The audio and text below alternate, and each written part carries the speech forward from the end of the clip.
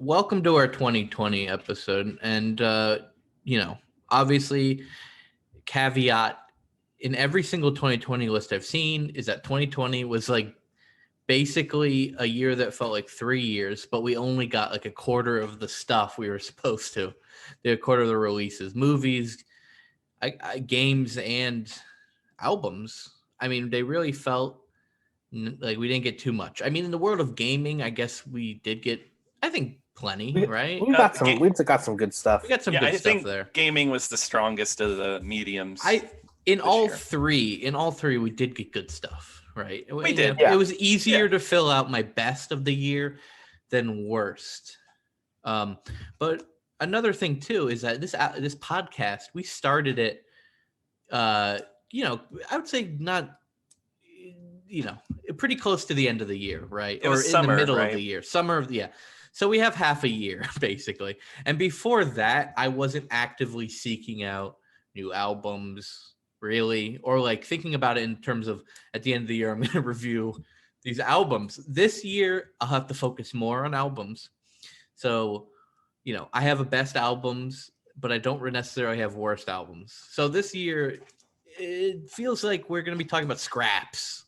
Almost. I'm gonna have to write down stuff as I do it because I looked back and I was like, I don't remember a single thing I watched this year. No worries, William. You can be good. third on each one, right? You can listen to us talk, and while you're listening to us talk, maybe we jog your memory a little bit about what came out. No, I had to go through lists. I was like, I'd really rather not do this next year. Right. Wait, you mean at the end of this year? Oh, well, yeah. I mean, at the end of this year. Buddy, you got to pay attention. Start writing everything you do down. And get a letterbox account. Make a letterbox. I recommend all the media boys get one. Everybody listening, make a letterbox. It's fun. It's fun to log movies. It'll get you watching even more movies. Yeah. It's perfect. But I don't think we said our names yet, have we? Yeah. I'm William Doyle. I'm Nathan Combs. I'm Chris Mealy.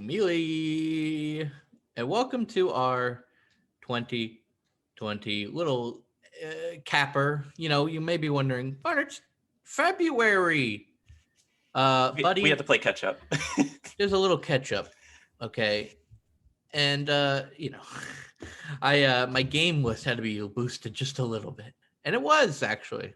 Because my old PS5 came in, I played a few games on there. I finally got to try out Cyber P 2077, Spider-Man, Miles Morales. All right, how you liking Cyberpunk? It is.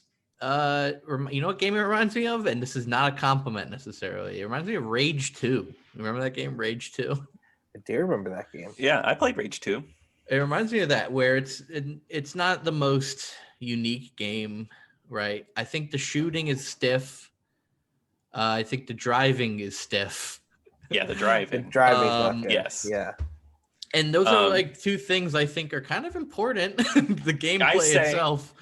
Give it some time, because whenever you get those perks and you start to build up your level, it gets like insane. The gunplay. Yeah, I'm looking forward to that. I will say there are too many menus. And I think you could aim that at a lot of modern games, but it's just like, there's just so much stuff on the screen, like in these menus, and I'm just constantly moving from menu to menu. I mean, that's a small criticism. That's a lot of games nowadays. But like, I don't know. When we get into it, I'm going to talk about something that should be in every game that's in Avengers. Okay. Yeah. I do think we could do a Cyberpunk episode still. But I guess we might as well get into it. Might as well start it off. With our movies. Now, I guess, do you want to go first, Nathan? Oh, yeah, sure. I'll go first. I got to think about the format. So I guess, should I go through my honorable mentions first? Like, kind of like... So I guess go through how you wrote them. Like, did you do three? Like, you picked three? Yeah, and I picked maybe three. Honorable mentions? Okay. Yeah. Then I'll do that. So I picked The Invisible Man is like my favorite horror movie. That's what I wanted to do. I think it was the best horror movie of the year. Very like scary. I love the I don't know. It was just interesting to think when you're watching this movie that somebody could be watching behind the scenes the whole time. Yeah, And I the think that modernization of the Invisible Man. Yes, exactly. Yeah, making it a whole lot creepier. This one's a bit of an oddball one, but I threw Spree on my top 3. Loved Spree. I thought it was really entertaining, really silly. I don't know. I was laughing the whole time. I had a really good time with that one. And then my favorite movie of the year was Minari. Chris, did you get to watch that one yet? I watched half of it. Half of it? Yeah. I made a review of it on the Media Boys channel, so definitely check that out. But it's I thought it was amazing. Like, it's a nice slice of American life. Something we don't get a lot in American cinema is seeing like immigrants trying to go for the American dream, especially in their native language. And it's I don't know. I thought it was a really powerful movie. I'd recommend it. Who directed Minari? Give me a. I'll give me a explain hot myself. sec. I only watched half of it because it's not because of the movie. I was really liking the movie, but I got halfway through and I was like, it's 2:00. Not in the morning, but just 2 p.m. And I was like, why am I sitting in here in the dark watching this? I didn't feel like sitting anymore. So you know what I did instead? I went and stared at a blank wall and I thought about everything wrong I've done in my life. All right, my list. Oh, well, did you want to hear who directed it? Who directed it? Lee Isaac Chung. He's only made like independent movies like There before it is. this. I do want to say Shout something. out to Mountain Dew. Yeah, that's what I was gonna say. This movie's Mountain Dew references are incredible. Really? Yes, so definitely watch for the Mountain Dew. Will is now interested. Yeah, I'm a Dew fiend. All right. I got some Dew coming today, actually. Oh, Dew inbound. Oh yeah. Nice. Movies. I went. So for every one, I kind of just wrote 5, but I'll just do the 3. My number 3, Another Round, probably could have been its own episode. Directed by Thomas Vinterberg, who also directed The Hunt. It stars Mads Mikkelsen. I kind of talked about this in my Media Boys Roundup video. But I'll say it again. I think this is a movie that combines comedy and drama so well. And the way it does that is the comedy comes from these characters getting drunk.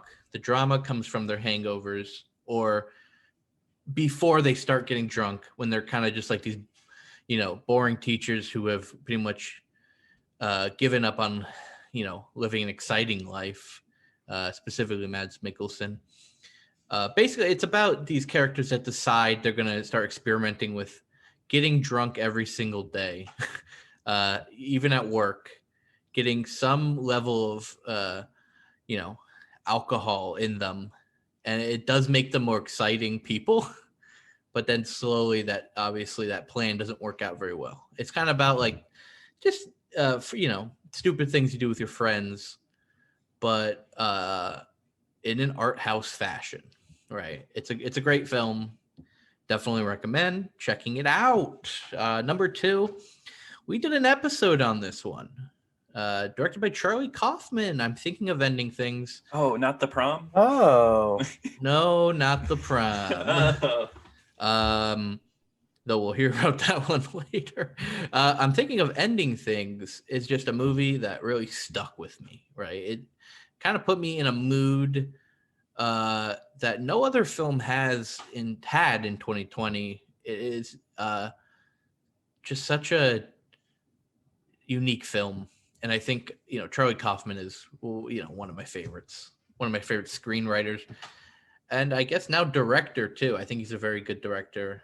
I'm reading his book Antkind right now, and there are a lot of similarities in the way the way the characters move through time. Or how are you reading that one, Chris?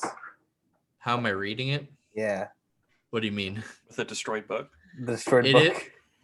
Yes. My dog did tear up the cover of the book, but luckily the book inside is still intact. Okay, Yes, good. For the audience, I left the book on the floor, and I left, and my dog gets jealous when I leave sometimes, and she just decided to tear up the book. So the outside of it is kind of destroyed, but luckily I can still it's still coherent. And now you can't judge it by its cover. Exactly. Yeah, Yeah. actually I should You should be thanking her. my dog. But Yeah. it is about just to sum it up lightly, the book is told from the perspective of this like obsessive, super insecure movie nerd who's just like is very kind of unlikable. I'm only 100 pages in. Literally me. But like the similarities between I'm Thinking of Anything and this book are there. Like just the way it's kind of about this character almost like forgetting who they are and kind of replacing it with, I guess, references to things, movie references. That's funny. That's similar themes to I'm Thinking of Ending Things at some points. Yeah, they have a lot of similar stuff going on. Yeah, but I'm Thinking of Ending Things. It's a weirdo movie. It's my weirdo film of the year. No, okay. Number one, I talked about this on an episode just lately where I said I watched American Utopia, David Byrne's American Utopia, and I was like, that's my number one now until it changes. Guess what? It didn't change. It's still my number one. It's my number one because I just, I love the music of David Byrne. All right. Not only that, it's a great Broadway show. A lot of fun to watch. And it's directed by Spike Lee. What movie? Sorry, the dues came in, so I was gone. Yeah, you walked away. You distracted me with your dues. David Byrne's American Utopia.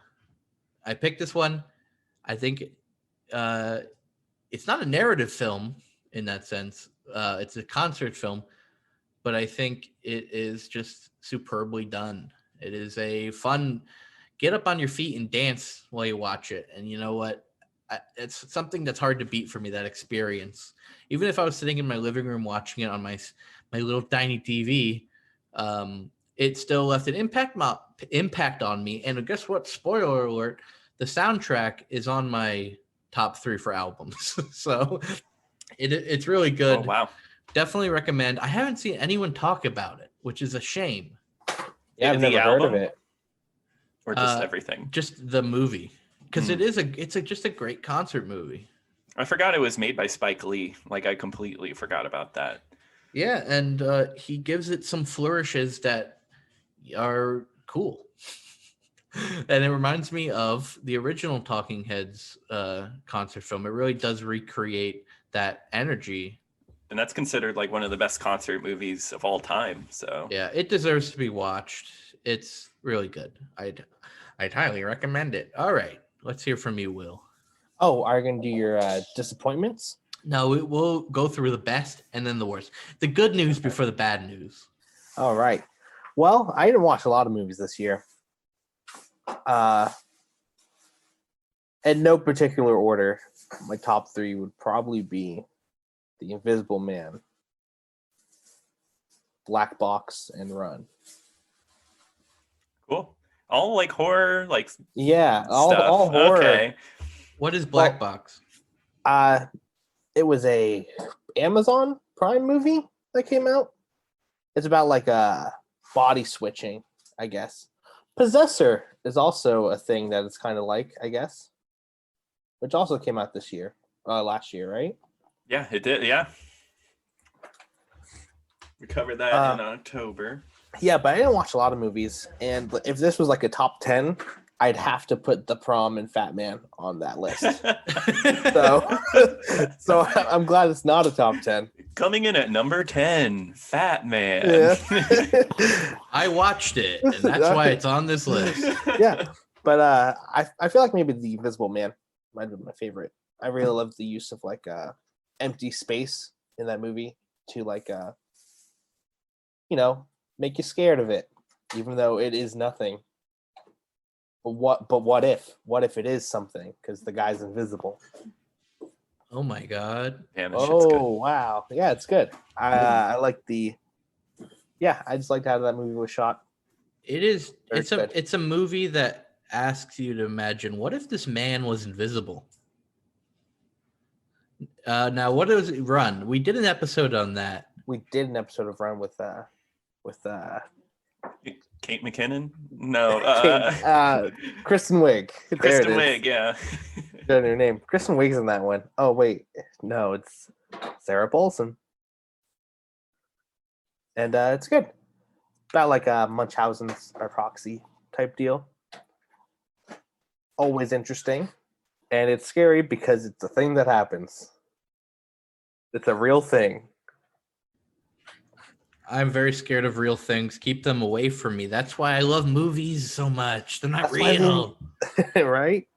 Right. I also got Spree was thrown around there because it was that, Possessor, and Birds of Prey were the other movies that I watched. Yeah. So. I put Birds of Prey on my my honorable mentions. I really liked that movie. Yeah, I was it was a good surprised movie. by it. Let me give a mention to one that I think more people should watch. That's The Kid Detective. The Kid Detective, very good film. It's about a washed-up Hardy Boy type of deal, who's basically spent his life solving mysteries like, oh, the missing cat, or like somebody stole the fundraiser money, right? But now he has to solve a murder. So it's like what are they? The Hardy Boys? Well, it's about basically, imagine like a character from like a book like that, like a series of kids books, but he's now in his Encyclopedia Brown type deal. Yeah, but now he's in his 30s. He's washed up in his 30s, and he's still doing that, still solving those types of mysteries. That's a good idea. That's funny. It's a great premise, very funny script, and it is Adam Brody plays the main character. He's really good in it. It's a movie that has been pretty much, I don't know if it's ignored. It's just hard to access, I guess. I think it recently went up on streaming services for like $5 to rent, but definitely check that out. There's a lot of other movies I could go on.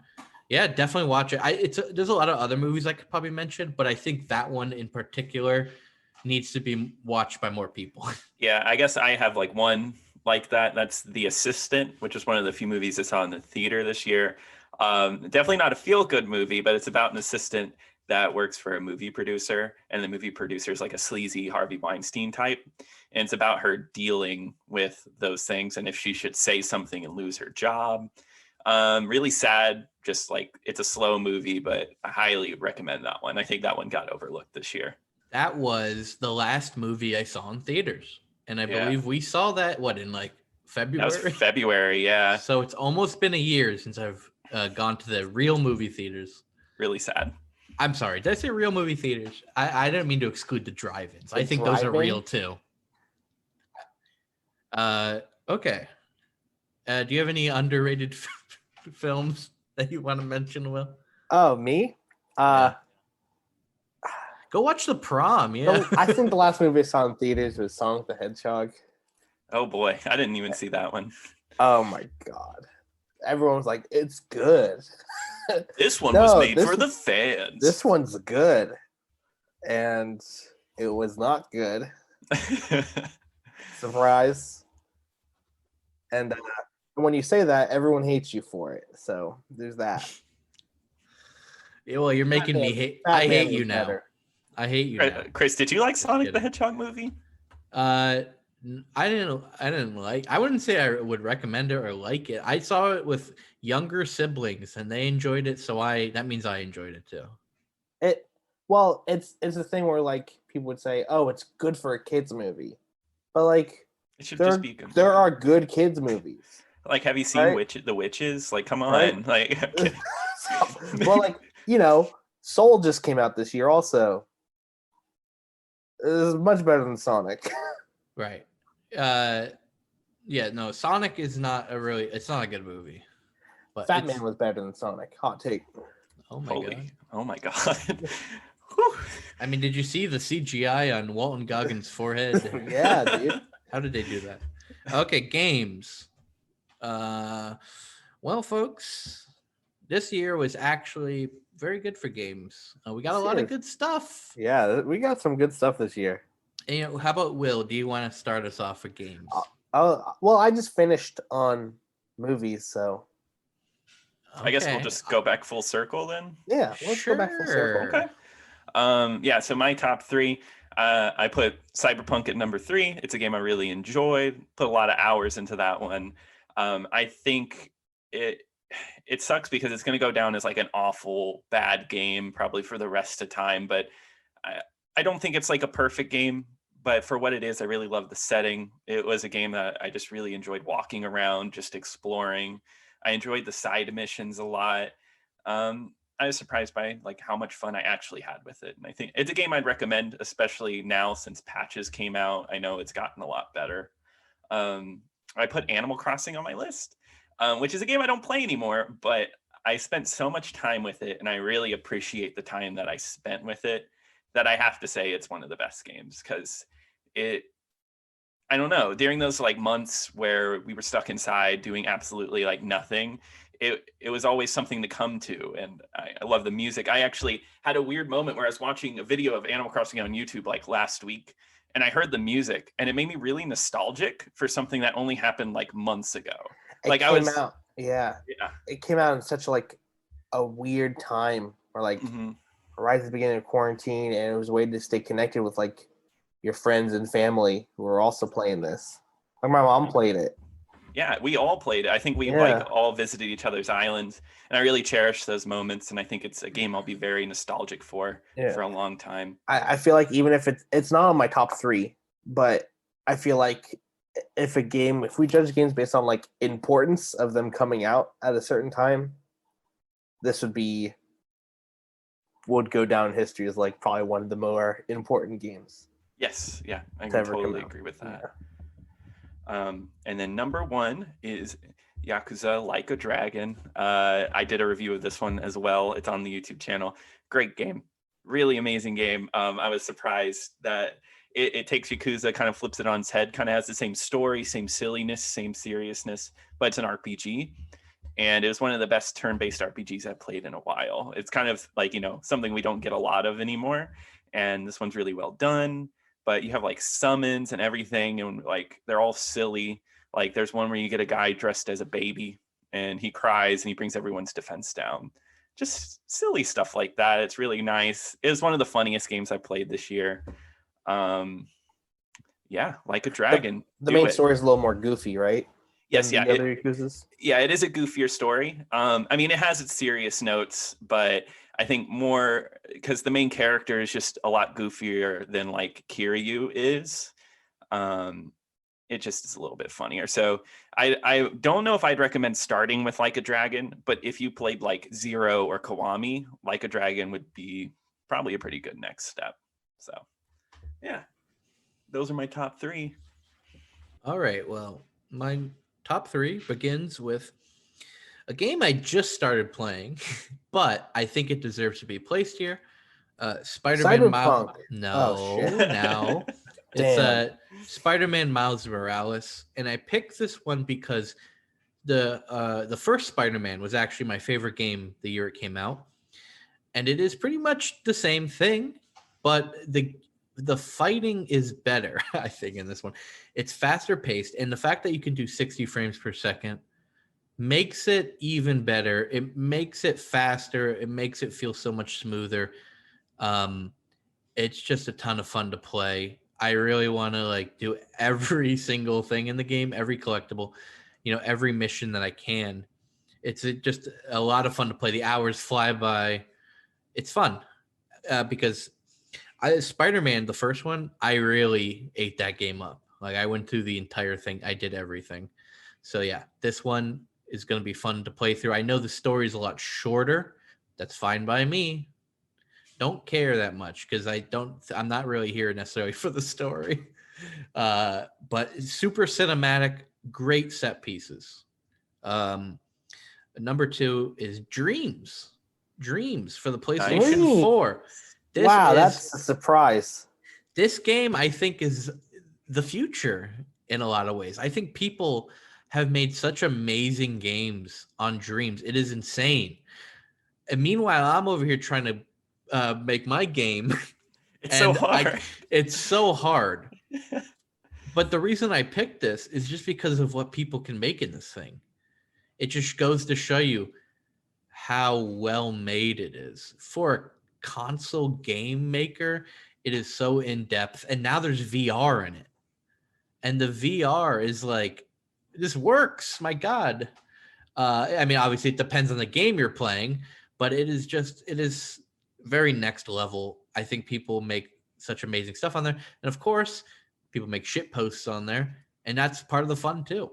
The bad stuff is also a part of the fun. It's a crazy game. Have you tried the VR yet? I played the VR a little bit. I have to revisit that. But it is a game that really captured my imagination. It got me thinking, even if I can't control the game maker, it did get me thinking creatively a lot more, which helps a lot. If a game can do that, it's worth its salt, which brings me to my number one. And Nathan, you had this on your list. It's Animal Crossing. Yeah. I picked this as my number one because I think this is the game I played the most. Well, by far, I played this the most this year. And even if I'm not playing it anymore, I still think in the year 2020, this is the game that was the best escape. And it's another game that got me thinking creatively, too. I built a whole theme park in my island. I built, like, a museum area. I built, like, all these crazy areas. And there's, even if it's fizzled out a little bit, a lot of it, people don't really play it anymore. I revisit it maybe once a month. I still think it came out at the absolute perfect time, and it's the game that captured my imagination the most. And it's just a ton of fun to go visit your friends' islands and see what they've been doing. That feature where you can actually change your island or build rivers, build mountains and stuff is the best. That's a great feature. Really changes it up a lot. And that's my number one. I want to talk about dreams for a second. It reminds me of remember Project Spark? Yeah, Project Spark. It reminds me of a more in-depth version of Project Spark. Mm-hmm. But with that more in-depth version, it makes it harder to create things. Right? Project Spark was a little more simple. Yeah, it was kind of like easier to placing understand. Assets. Yeah. Yeah, but fuck. Yeah. No, that stuff's really cool. Really content creation type stuff. Yeah. Right. I'm happy for what people have made in that game, that I can experience all these weird things that I otherwise I wouldn't have. I mean, or in a lesser fashion. But I don't know. It's just insane what people can pull off. I mean, the fact that games can have menus in them and options. Yeah, it's wild. That alone is insane. It's just one of those games, and I think it's just going to get better as it goes along. Because once again, I mean, game wise, honestly, I didn't play as many 2020 games as I would have liked. If this was just any game that I played this year, I think my list would have been very different. I don't think Dreams would have been on here, because I played a lot of games. Every game I was thinking of, oh, that was definitely my favorite of this year. That didn't come out in 2020, though. I'm not going to end up on the list. Sorry. The Outer Worlds might have been on here, but that came out last year. Yeah, came out on Nintendo Switch. It did, but I played it on Xbox. Yep. All right, Will, what's yours? This one is, I'm still looking at it. I'm like, fuck, I might change my order. I'm looking at this list. I'm like, these are, I don't know whether my list should be what I think was the best game or something I had the most fun with. Because Avengers could be on there. That's not the best game, but I did have a lot of fun with it. I'm thinking maybe my list is number 3 is going to be Monster Train,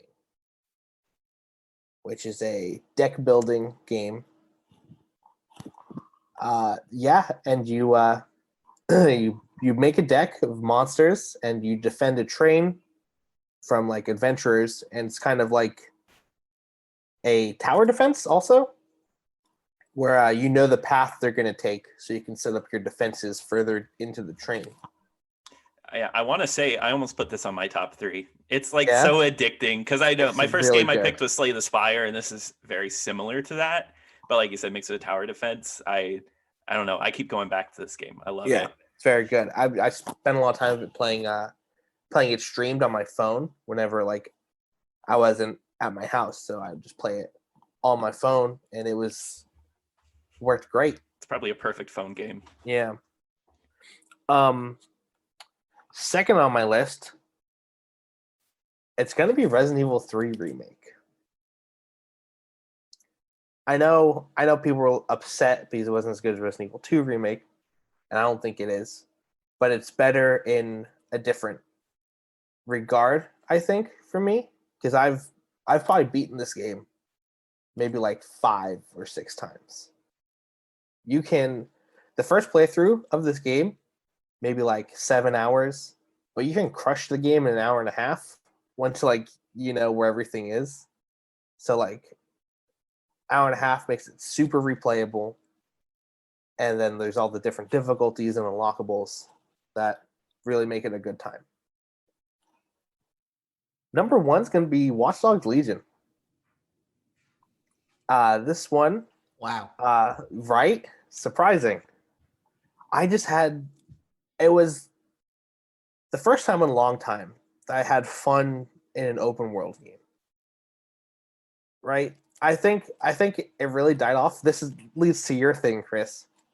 I think I hit a point when I was playing Spider-Man on PS4 where I just stopped. It was like, I have swung through New York 12.5 times.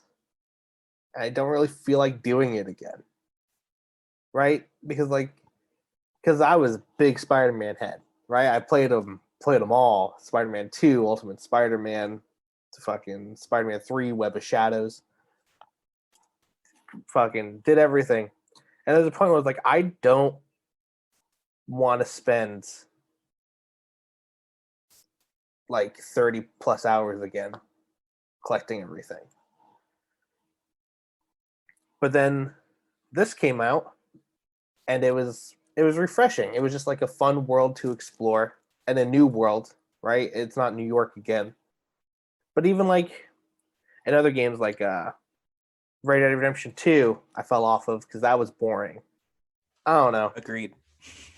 It was just so boring. I was driving old ladies to town, and I was like, I don't want to be doing this. And I stopped playing. But I sometimes, like, when you get into an open world,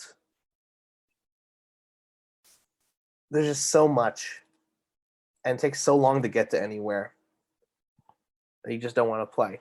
But I never felt that was the case with Watchdogs. It was like interesting. It wasn't too big, and there's stuff to do, stuff to find, and I really enjoyed it. It's funny you say it because I had that feeling with Watchdogs Legion where I just gave up. Yeah. At one point. I played it for maybe 8 hours one day. Oh my god! I played it for a little bit a few days later, and then after I was like, I'm burnt out. I cannot revisit. You got burnt out? I actually tried to pick up Watchdogs Legion like 2 weeks ago to get the rest of the achievements, and I couldn't get back into it. But I think that might be more because I haven't played it in a few months. Yeah. So I got to say something about that game. The fucking online mode, huh? Yeah. What the fuck is this? I didn't play the online. Wait, is it out yet? No, it doesn't. Not yet. Oh my god. Okay. Well, I put it in the PS5 because I transferred all of my save data. But guess what? That game was excluded because you have to do it through the Ubisoft cloud. What is this shit? Fuck that. That is stupid. What? Ubisoft cloud. So I have to go into my PS4 with Watchdogs Legion in it, sign up for this cloud thing, and then go back to the PS5 and do it. No thanks. You think I want to replay your game on? Do you think I want to make a Uplay account? What is this? I just sat for 40 minutes waiting for my save transfer to go through. You think I want to do that? I probably will at some point. Can I do some honorable mentions? Go right ahead. Streets of Rage 4. Streets of Rage 4 came out this year, and it is up there with one of the best beat 'em ups ever made. Like a little more simple. Like there's no RPG mechanics, but like more arcadey style. And there's fucking, I think every Streets of Rage character is playable. And it's like Streets of Rage 1 Alex you can unlock.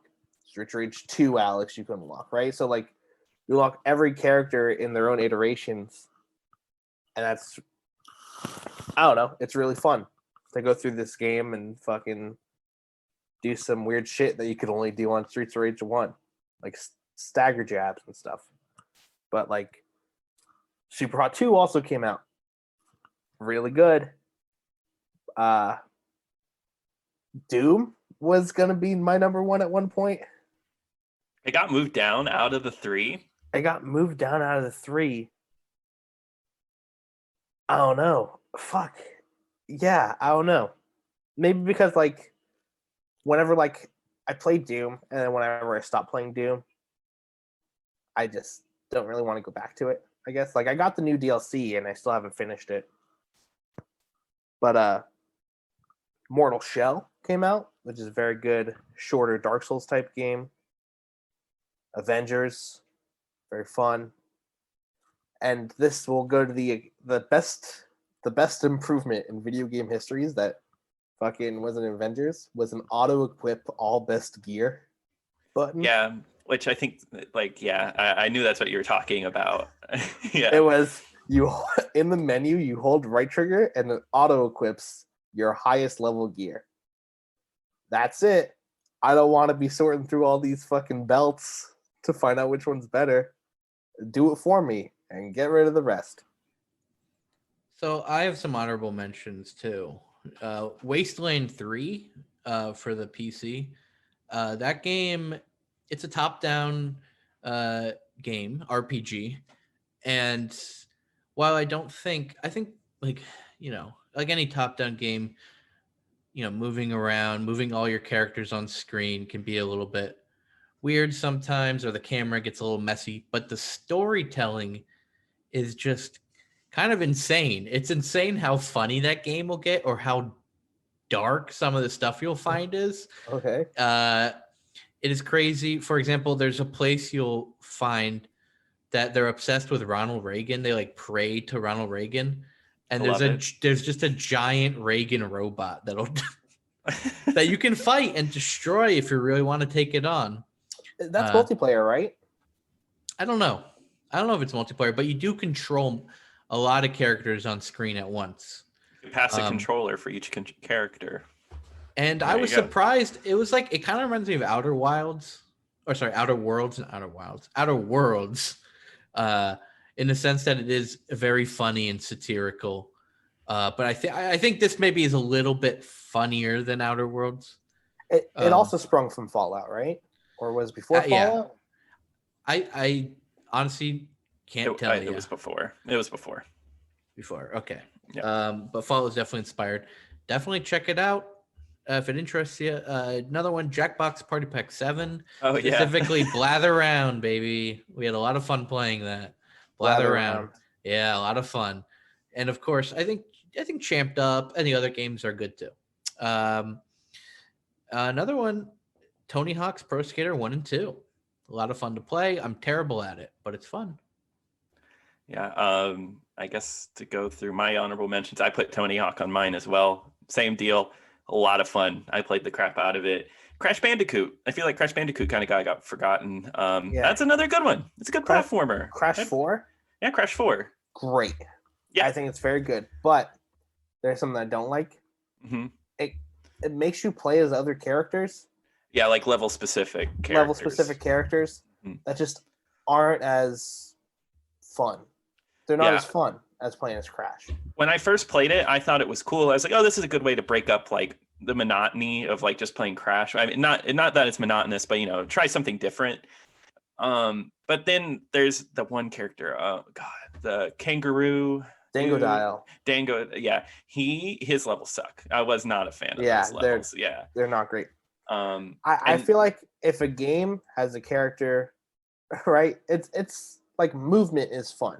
Movement options are fun in video games. When you start out with movement options and then take them away, That's not fun. No. Like making you slower than any other, like that's not fun. Look at like Borderlands the pre-sequel, right? Oh yeah.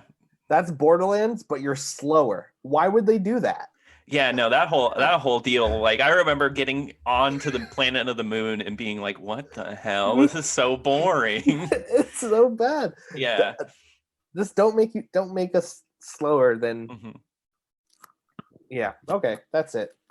No, I feel you. And then I got one final honorable mention other than Monster Train, because you brought up Monster Train. And this one didn't even come out this year technically, but it did come out on Steam, the whole collection.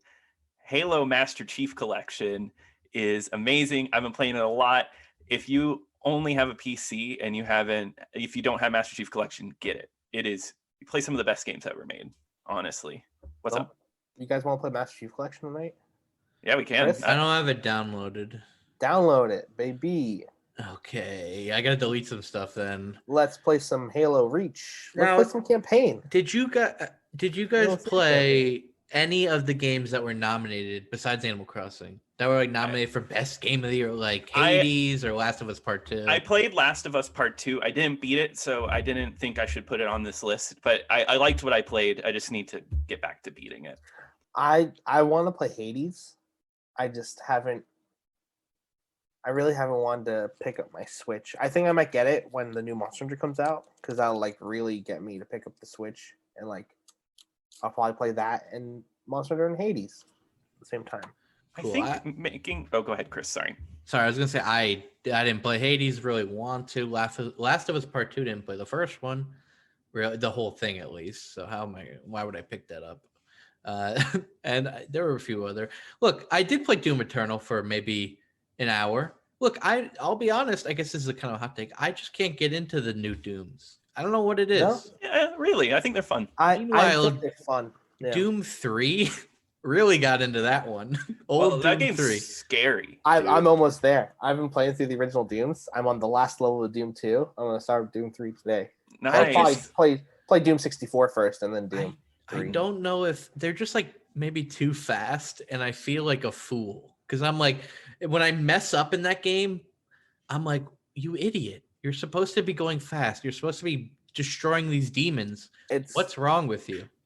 What I like about it, it's very much like a action puzzle game more than like a shooter. Because like once you get into it, like there's all these different enemies that require separate weapons to defeat. So you're going around swapping weapons and taking out whichever enemy needs a certain weapon. And I think that's really fun. Something that is a hot take. I'm not a big fan of the music in it, right? That's something people like, Doom's sludge metal music, right? Yeah, but you got to be a particular person to like that, I feel. So at a certain point, I made a Doom soundtrack with like punk music, and I put on like headphones and like really got like immersed into it, and it was one of the fucking best experiences I've had in a video game this year. It was great. Look, the person that's most upset by that is clearly Satan. He's not. Oh yeah. Yeah. When you get to hell, he's gonna be really mad. Regular That's listener, Satan. Yeah. Satan, send us an email at All right. mediaboyspod@gmail.com. Look, speaking of Satan, you know what's Satan's favorite thing? Music. Music. Guy Yeah, can't get enough of it. woo. You play a song backwards, he goes freaking nuts. He's there. He's him and his fiddle are both there. They're doing the thing. And he's going off. He's going off. Yeah. Well, folks, look, albums. Like I said earlier in the episode, I don't know did any of us really pay attention to a lot of the music that came out this year? I did. I actually had a pretty long list. I keep a ranked list of all the albums I listened to, and I actually had a hard time with this is the one I had the hardest time with. Perfect. So Nathan, a Yeah. resident music listener. All right. Yeah. Thank you for you listened to the music, so we didn't have to. So you didn't have to. Do you want me to go ahead? Go ahead, pop off. Yeah. I'll mention honorable mentions later. So my number 3 pick was The Avalanche by Owen. Owen being the lead singer of American Football, which I brought up on the show before. American Football is one of my favorite bands. Owen's more of a solo project. And as we talked on the show, American Football 3 covers like the death of his dad and the law, you know, like getting divorced his wife. And Avalanche is even more of that sadness, kind of dealing with that. There's a song on here called On With The Show. That's my favorite song of the year. It's my favorite short form song of the year. I'll go into that a little bit later. But it's really just beautiful, just talking about how he puts on a mask to try to seem happy. Kind of that, like, that's been done in songs before, but the way he sings about it, it really feels truthful and comes from an honest place. And I think the honesty on this album is really good. My second pick, completely different, and I know some people might disagree, the 1975, their brand new album. It is so good. It's like a nice mix of different genres. There's a country song on here that's very, very good. There's 90s songs on here. It sounds like a 90s album for the most part. I think that's kind of the vibe they're going for, like a 90s throwback. I don't know. I really, really loved it. It's called Notes on a Conditional Form. That's the name of the album. I didn't say that. Really long. It's about an hour 20 to get through. There's like 20 songs on this bad boy. But there only a few times does a song, like there's only like maybe one or two songs that I think are skip worthy, because I think otherwise it's just like nonstop jams. It's like over and over. I've listened to it over. And to talk even more on like genre changes, they have a song on here called People, which sounds like a nu metal song. And I remember it's the second track on the album, and it like is nothing like anything else on the album. And to most people, that would be a bad thing, I think, because I guess it does go everywhere. But I just appreciate that they're like, I want to make this song. I want to do this genre. Let's just do it. Let's do what we're feeling, what we enjoy. And I really like all the influences. All right. And so my first song, my favorite album of the year, is an album with one song, a 44-minute, 44-second song. Is it Monstro?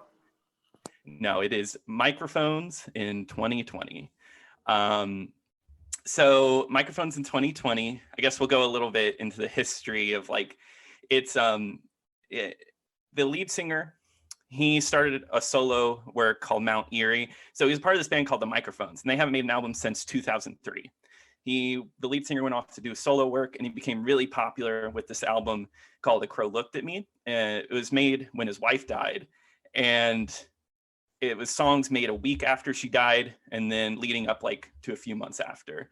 He kind of blew up after that, and then he returned to the Microphones, and that's why it's called Microphones in 2020. And it's a 44-minute song that goes through the entire history of the band, and it is intense. It is insane. It goes from like the early inspirations, and then he just kind of goes on. Time flows. He talks about how, like, one of my favorite lines is, I'm not the same person I was 20 years ago. Like, I am constantly changing, constantly moving. This is where I was at this point. I don't know. I'll admit this on the show. It's one of the few songs that has made me cry. Something about, I think around the 30-minute mark, he starts talking about nostalgia, and it's relatable because I find nostalgia to be a sad feeling. Nostalgia doesn't make me very happy. And he's much the same way. He talks about that, and it just kind of hit me like in a really nice spot. Really, really powerful stuff. I highly recommend it. I know that's a lot to listen to a song for 44 minutes, but the places it goes, highly, highly recommend. And there we go. Oh yeah. Yeah. Well, mine won't be as good as that. Look, Yeah, mine won't be as good as that either. Sorry. I don't even know if I should rank mine, to be honest.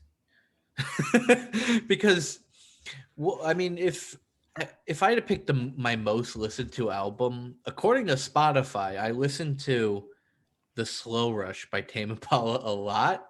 It's a good song. And album. I'll be honest, I don't remember that listening that much. But that is a good album. I would say it's an honorable mention, sure.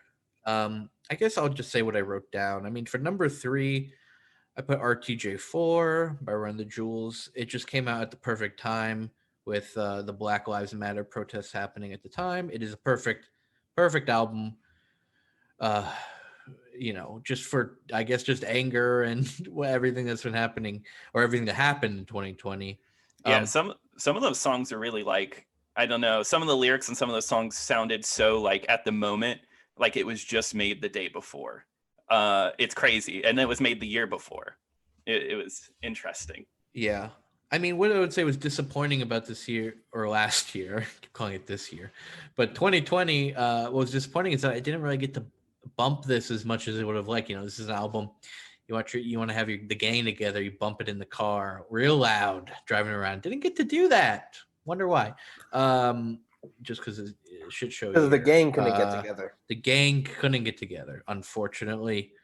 But I mean, production wise, this thing really pops off. It's banger after banger. And just I've listened to it a few times. Real good. Number 2, it's kind of cheating here. I could say American Utopia by David Byrne on Broadway. I've listened to this many times. It's super long, but I've listened to it many times. It's just such great music. I found myself dancing to it. Once again, it's another album, kind of an escapism album in a sense. I mean, listening to it, I dance and have fun. But it also kind of goes through David Byrne's career and Talking Heads and everything in a really well curated way. And I will say this, all of the sounds that were made on stage. Like there's no backtrack or anything. Oh, that's cool. Because he has his band behind him. They have, very not basic instruments, but instruments that you don't think would make these sounds. It's very good. And even without visuals, it still pops off. But look, I don't know if this is necessarily this is not an album that many people would put even on their list or even reviewed. Nobody really reviewed this. But look, for number 1, I just put an album I listen to many times. It's a lot of fun. Once again, that escapism element comes into Sloppy Boys. It's Paradiso by. Yeah. Okay. Nice. Yeah, I called it. Paradiso by Sloppy Boys. Just a lot of fun to listen to, and I think it might be their best album. And also added to that, the fact that I've been listening to their podcast. I listen to every episode. I bet that's fun. Their podcast. It's really good. It's very funny. If you want to understand them a lot more, you should listen to that. But I guess honorable mentions. Like I said, Slow Rush by Tame Impala, Fear of Death by Tim Heidecker, The New Abnormal by The Strokes. That probably could have been on my list, right? That's another one I listened to many times. It's very good. And 1000 Gex and The Tree of Clues by 100 Gex, which is a bunch of remixes of 100 Gex songs, and it really goes off. It's pretty good. Even if they're remixes, I think they have some of their best songs on there. Of course, this is controversial, but I'm a big Gex head. Love those Gex. Ooh, love them Gex, but only 68 of them, right? Right. Well, I think no. I think I love close to 100 Gex, maybe 89, 90. Oh, 89. A few of those. Gex. I will say this. A few of those Gex are kind of problematic. They, just say no. I wouldn't want to be in the same room as those guys. Don't associate with them. But about 90 of those Gex are good, I think. I don't know them. I don't know those. Look, I don't know them personally. Those Gex. But, look. It's one of them Gex. Let's hear Gex 64. Yeah, that's a good. I used to play that. Look, I used to play that game a lot as a kid. Can we talk about Gex real quick? I'm Jack Gexington from Halloween Town. I would like to move on, and I want to hear Will's Gecklet. Gecklet. What's your top 3 Gex right now? Gex 3D, PlayStation 1. That's the only one I played. Oh, okay. But I played the fucking Christmas level a lot of times. Because, as a kid, you play through the first level of things a lot of times. So Christmas Town, I'm Jack Gexington from Halloween Town. That's taking up my brain memory. Is that what he says? He says that? It sure is. Okay. Well, let's hear your list, buddy. All right. So Nathan can probably guess what my number 1 is. I got you. Yeah. Yeah. Number 3 is gonna be. You know what? I didn't write down the name of the album. I wrote down the name of the band, but it's the new Illuminati Hotties album. You know, from July or something. Oh, right. Yeah, that one. Oh yeah, that one. Oh wait, I'm getting the name of the album right now. So free I.H. This is not the one you've been waiting for. That one. It's good. Good album. You know, a little punk. Like this band. Like they're very hit or miss for me, usually, their songs. Really like their song Pressed to Death. It's fucking jam. But this album was all in all pretty good. Pretty good listen to. Very fast paced. Just jam. And then number 2 is probably going to be Good Luck Everybody by AJJ. Oh yeah. Oh wow. That was like January. That Wow. came out like Yeah. the beginning of the year, like January fucking 9th or something. Yeah. Great album.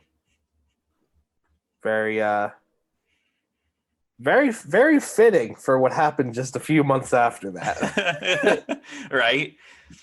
Just like, okay, good luck. The song, the last song on the track, Big Day for Grimly, it's very good. Mm-hmm. And the song Normalization Blues, it's very good. About being normalized about stuff that you shouldn't, like bad things that are happening a lot, and you're just like, okay, that's just an average day, but like this shouldn't be normal. Mm-hmm. So I actually didn't like that album when I first heard it. Do you think Really? it's like better with like re-listens? Like, do you think it's something I should revisit? I do. Okay. It's very much it's weird because I wouldn't pick out. It's very much this album. This album is good, contained within itself. Very like I don't think I'd take any particular song other than like Normalization Blues and put it like in like a playlist, but like as a whole album, it's good. I know we talked about the song Psychic Warfare a lot, how like Oh yeah. it's a little silly, it sounds a little childish, talking about how he's gonna murder Trump with his brain. But if you look past that, the song is very much a jam. It's got like a very nice violin part, and it's fucking beautiful. It's a beautiful song. Number 1 is gonna be No. Oh wait, do you know what this is, Nathan? No Dream. No Yeah. Dream. Jeff Rosenstock. Fucking banger of an album. Yeah. I put that on my honorable mentions. It's a great album. Yeah. Did you not say it because you were like, oh, William's gonna talk about it? No, I think I like the other albums I picked better, but No, I mean, you didn't say it like honorable mentions. I didn't really. I just didn't do any honorable mentions. Yeah. I was going to do that after. Yeah, but no, go for it. Yeah. This is a very good album. But I don't think it's good if like you never really listened to much Jeff Rosenstock before. It's strange because after Post, which came out just before this, it seems more of like a return to more punk, punk music more than to like whatever Post was. Post is like a little more experimental. Yeah, like it went down to different a couple other routes. No Dream is kind of like, I don't know, punk, like you said. Yeah. And there's a song called Old Crap on here that's very good. I don't really know what it's about, but to me it sounds like it's about people wanting to play his old songs, but he doesn't like feel the same emotion about them. Like he's already like dealt with those songs emotionally. Wow. And has moved on. but everyone's telling him, go back to your old crap. And me in the audience yelling for him to play Vacation. Yeah. Yeah. But it's good. It's a good album. Should I do honorable mentions? Go for it. When I was looking through every album on the Wikipedia 2020 albums that came out this year, I noticed Deep Purple and Psychedelic Furs both put out an album this year. Holy shit. And I couldn't imagine what a 2020 Deep Purple album sounds like. Mm-hmm. And so I'm probably gonna have to listen to that just to know, right? Yeah, to I gotta experience know. that. What is it? I wonder if the band's even like intact. Is it like one of those bands that has like one member left and that's it? I don't know. That's weird. I didn't even know. No idea. But like Psychedelic Furs actually is interesting too. Yeah. Wow. So I saw those, and I also noticed that Bad Bunny put out 2 albums this year. So yep, he's doing his thing. He's the most listened to artist of the year. Yeah. He put out 2 albums. That's like cheating the system, yeah, right? It's cheating. Yeah. If I put out 2 albums, I'd be the most listened to artist, right? Yeah. Yeah. If putting out multiple albums is a crime, then King Gizzard and the Lizard Wizard would be in prison. They would be in prison. Didn't they put out like 2 albums like within like a week of each other? 5 albums in 1 year. Oh my god. Insane. I guess all my honorable mentions. I wanted to put like a sneaky one in here because I never liked his music before, but Mac Miller's Circles he released in January was a really good rap album, like rap R&B. A surprise. Same with After Hours, the new Weekend album, really good. Some jams on that. And then the closest thing that I liked 100 Gex was probably Pillowland by Jam City, really weird pop album. And then One O Tricks Point Never put out a new album that I really recommend. It's good. It feels like all of his other work put into one album. So it's interesting. Right. Well, those were our best. But what about our bombs, our little stinkers, the little smelly boy? They happened. They took our time, and we said, we wiped our hands clean afterwards and said, nope, no, thank you. Well, Will, you said you didn't write any down, or did you? No, I wrote down everything I did. Okay. So I got a stinker for movies and game, but not for. Okay. Well, I have disappointments, not like stinkers. So my stuff isn't particularly bad. It's just stuff I thought was disappointing, or I was disappointed by. So like hot take then maybe area. Okay. Gotcha. Well, I guess I can go into mine. My bombs of 2020. Kaboom. Get ready to be blown up. For movies, this shouldn't come as too much of a shock. Number 3, I put Hillbilly Elegy. Bomb. Big stinker of the year. Oh, what, you want Oscar gold? How about this bag of shit? Huh? I didn't know that movie was set in a town I lived in for like 4 years of my life. So I was really surprised. So maybe you should watch it then. Yeah, I know. I was actually, when I saw that, I was like, I have to watch this. I have to check this out. All right. 2, The Prom. We did an episode on that. I don't have to get upset or angry by talking about it. That's mine too. The Prom. Go listen to that. And number 1, Artemis Fowl. Just an incoherent movie. Absolutely makes no sense. It's only an hour and a half long, but I was constantly checking the time on it. Everything about it sucks. There's a character named Chris Mealy. Okay. And he's the guy who watches the movie. Boring. I think that would be a great film, actually. I think people would love to watch me watch a movie. It's an avant-garde classic, right? Yeah. But there's a character named Mulch Diggums, played by who's Olaf? That Olaf guy from Frozen. Oh yeah, that dude. That He's in there?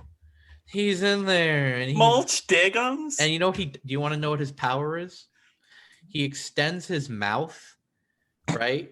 He like literally pulls his jaw down.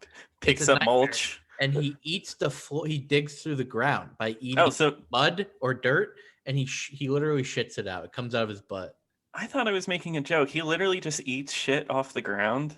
He digs He the eats the ground. literal He's, He ground. eats the ground. he's Oh my literally God. he's diggum. He's mulch diggum. He's digging through the mulch. How funny is that? How funny is it that your last name is Diggum and your power involves digging? What a Wow. That's coincidence. awesome, dude. How funny would it be if it's like last name was like Skybird? Oh yeah, I eat ground. They should have called him. They literally could have. They could have called him Dirt Pooper, and we would have gotten the same idea. This Disney spent 150 million dollars on this film, and it's a real stinker. It's supposed to start a franchise.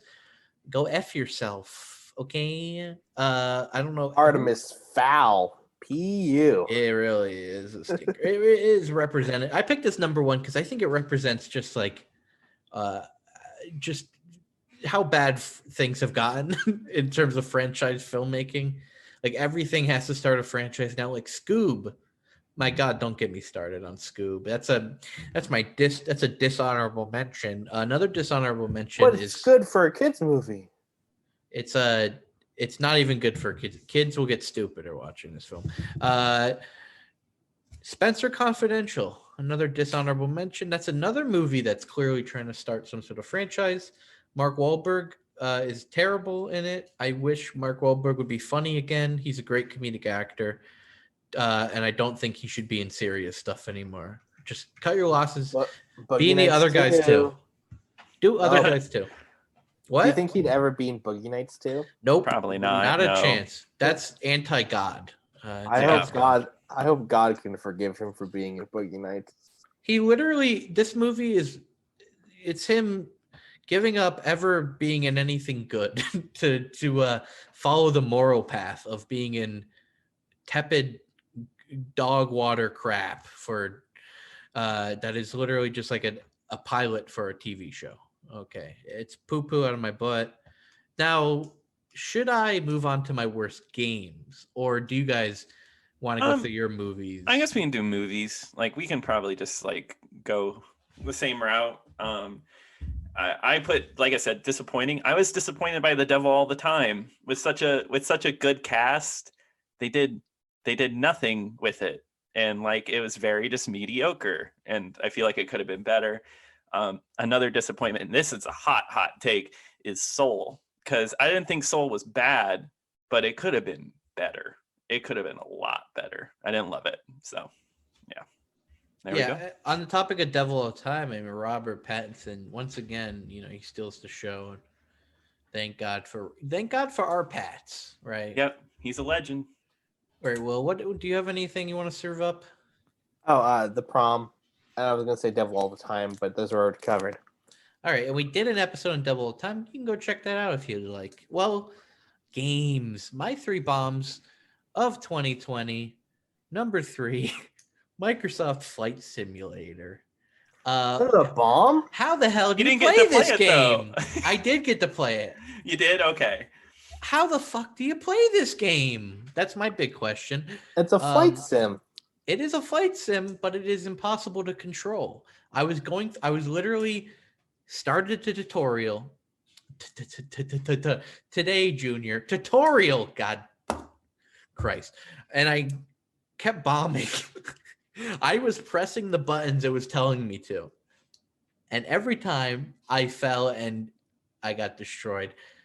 And of course, why would I want to play a game where I don't know how to play? Okay. Where you're not immediately good at it. Don't serve me up this game as a best of the year critics. Come on, you're lying to us. This is for plane heads only. If you have a big plane set, right, you have the controls, sure, give it a go. But why did I leave my computer on all night to download this game? Just to be disappointed. I really don't know want why. to play this game. I haven't played it, but I really want to play it. It's coming to Xbox soon. Yeah. I really wanted to play it too, but guess what? You have to know how to control a plane. All right. You have to have experience with other simulators. And this is my list. This is subjective. So I think this game is a stinky poo poo. Another one, Battletoads, number 2. Now this game, Really? Oh, whoa. I just was not Bad? into this. Yeah, man. Disappointed? I would say okay. It's okay. okay. It's subjective. It's I have to clear the I air don't, on thi- this. I don't Maybe think it was like bad. Like it was fine. yeah, it was just let me clear the yeah. air on. Let me explain myself. Damn it. okay. So maybe these games aren't bad. Like I don't think Microsoft Simulator is actually like a bad game. It's well made. Did you Whatever. just not like who you were playing it with? No. No. Chris. No. Battletoads. Any I just experience thought- played with William. No. I thought it was just a bomb. It's a bomb. It's not a bad game necessarily, but playing it, it got irritating and annoying, and the character's kind of stinky, or a little cringe-worthy. Yep. Yeah. But it is. Yeah, no, I didn't play that many bad 2020 games this year, so also take this all with a grain of salt. But it's just You a didn't play game. Bleeding Edge? No, I didn't like go through the Metacritic worst of the year. But I just thought Battletoads, not a game I want to revisit after playing it for a few hours. It was fun to play it with, when we played it, sure. But that's like a lot of games. Just at the end of the day, it just didn't really interest me that much. A bad game can be fun if you're playing it with somebody. Right. Right? And I didn't like that. Honestly, it needed more combat sections in the beginning. Like one combat section, and then we pulled the rug out from under here. Here's the awful cart, whatever the hell, hoverboard, whatever. A hover car, yeah. Hover It's cart like, bullshit. Here, fucking chew on this for 8 hours. It was Yeah, monotonous. like what is that? Choke this one down real quick. Yeah. Giving me a headache, really irritating, just not fun to play. I'm sorry. Okay, and number 1, this is a game that started out good. You know what it is. Will's giving me a look. It started out good. This game started out good. We were having fun. But the developers really messed it up. Okay. And they were like, yeah, we're updating it. But guess what? It was still broken. Still had so many issues connecting. Of course, the Avengers. This sounds like it sounded like a completely different game that came out this year for a second. It sounded like you were talking about Cyberpunk, how some people would call it. But Avengers was much the same deal. I would say did you play Avengers. the campaign? I did play through the entire campaign. I thought there were some okay parts in that game, but the campaign too damn short. And I don't think it provided the Avengers action I wanted. Like I want an Avengers game that's like the first level where you're jumping from character to character and it's more cinematic, and it's a game that makes you feel it's a cliche to say it, but I want to feel like a team. I didn't feel like a team. I felt like it was a situation where one person goes that way, other person goes that way, and you're all doing different things. And at one point it just got monotonous and disappointing. Okay. It was disappointing. Is it okay if I piggyback? That was my disappointing pick as well. Really? Yeah, it was my disappointing pick. Because I like I said, I don't think it's a bad game. I think that's what I said on my review before. But it just could have been better. Like, I agree, Chris. I wish there was more like team elements, like as far as like campaign went. And then online was a little broken when it came out. I just remember getting it. It wasn't even a game I was particularly excited for, but I still was just kind of disappointed that an Avengers game was like this. It could have been better. Gotcha. Mm-hmm. Rebuttal. I really liked it. I feel like all the characters were really fun to play, and they all felt like unique enough that was fun. Like Iron Man was super fun to play. I played the Hulk, and I think that it's really good. I like I personally like number systems in games that like can be abused in certain ways to like do I don't know, to kind of break the game. And I had fun with that. The gear system, not great, but I had a fun time with it. And I kind of saw it more of like a beat 'em up, but 3D. How I played it. Yeah, I don't know. I thought it was a fun time. All right, and for albums, do you guys have any for that? Oh wait, I didn't wait, do yeah, my William. stinkies. Yeah. I didn't do my Oh, stinkies for games. oopsie. Mentioned it a little bit earlier. Bleeding Edge, made by who does Senua Soul Sacrifice? Oh, crap. I Ninja forget. Theory. But yeah, did you see where they're not releasing any new content for Yeah. that game now? Yeah. Already, no more new content. They're cutting it. Bleeding Edge was a, I guess like a third-person action game that was also team-based, kind of like Control the Point style. It was fun. I played this a lot with some buddies. Had a full team going, and we really enjoyed it until there was like a meta to the game where like every game, if you weren't playing the 4 best characters, you would lose. So every game would be like the witch lady, the sword person, and like it would just be mirror matches. And then we were like, okay, this kind of sucks. This is no longer fun because it's forcing us to play as the best characters possible. Another stinker was the Final Fantasy Crystal Chronicles remake. I think IGN gave this a fucking 3. Jesus. This game, I don't know what people were expecting,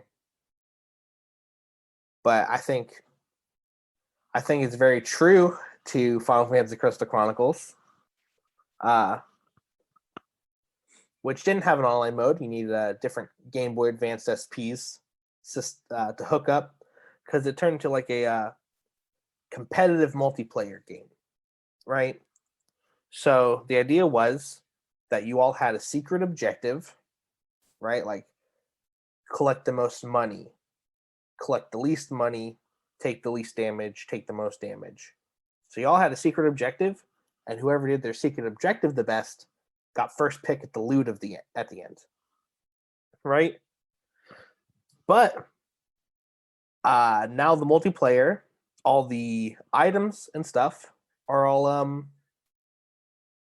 what's it called? Instanced to the player. So the money that's on the ground for like the secret objective that's like collect the most money, it's instance. So you all collect the money that's dropped for you, and whoever just ends up with the most money because more money dropped for them gets first pick of the loot. So it kind of ruins the competitive co-op aspect of the game with the multiplayer of this. And that was where the most fun came from. So that's not great. And yeah, that was the stinker. Oh, you've been bombed. Kaboom. Okay, I jumped the gun earlier, but it's time to actually shoot the gun. Bang, bang. Albums. Now, here's the thing, folks. Here's the thing. Once again, like I said, this podcast, we started it halfway through the year. So this one is pretty much a nothing for me. I didn't like actively seek out any albums. I didn't reach too far because I think in this pandemic, I really wanted comfort food. But hey, it's 2021 now. We're not in a pandemic anymore. No, it's over. Oh yeah. Which means please don't go out. I just don't go outside. I don't look at the news. What's going on? 2021. Obviously, I have to challenge myself to listen to newer releases more frequently. I just want to say, like, yeah, I think this year I definitely am going to focus more on trying everything out, be a little more up to date with all my media. Finish bad albums. Exactly. Sit through them. I only wrote down one album that I thought, wow, this isn't very good. And hey, it's new. Which was Dreamland by Glass Animals. Listening to I listened to it maybe 2 or 3 times actually. Maybe not 3 times. That might be pushing it. Just like in the background, and it just doesn't work. Like it does sound like some songs that this guy cobbled together, very generic, whatever genre you call it, electronic pop or whatever, Coachella trash. It's Indie Tronica. indie trash. It's indie trash. And you know Is that what? the name of the genre? Yeah, Indie-tronica? it's You called would've- Indie Tronica. Yeah, I yeah. think people that like music like this would also agree. Would say, yeah, I am indie trash. I'd say that's so cool, dude. That's so cool. I guess I can cover my disappointing one. So I'm a huge Carly Rae Jepsen fan. Love her work, but she released the B-sides to Dedicated, and they're B-sides for a reason. I wasn't really enjoying them too much. But people really love this, so maybe it's also overrated for me. So yeah. I had a person I used to work with that they were like, "Oh, I like indie music. You ever hear the band the 1975?" I was like, "Yes." An extremely Okay. popular band. Yeah. Okay. So that I don't know. I That's just all got you had to reminded of say? that. That's it. Yeah. And Oh, if you're look. listening, you know who you are. Look, I think indie people were spared this year, I think, by not spending $300,000 on festival tickets to see Glass Animals play Poo Poo Pee Pee. Do you think they would Sorry. do that? That's like an encore song, right? Poo Poo If they Pee played Pee. Poo Poo Pee Pee first, I think people would be really disappointed afterward because I don't know if they have much else in their canon. I don't know. Well, that draws this to a close, right? That's it, huh? Do Wow. you want to talk about emails? Did we get an email? We got an email from a very concerned fan. Okay. Thank you. That's it. That's it. It was about our Killing Floor 2 review and how we didn't go into it. But I don't know. I stand by every word I said. Well, Fan. I like. Okay, so I like the I'm concern. joking. No, I like. It was 'cause good. It's good everybody has different opinions, and it kind of made me think about how I talk about things. Now, do I still stand by what I said? Yeah, because I feel like I played enough, and I'm not the type of person to keep playing a game I don't really like. Like I don't want to keep doing that. I should have probably tried endless mode, but personally, I like modes where you win.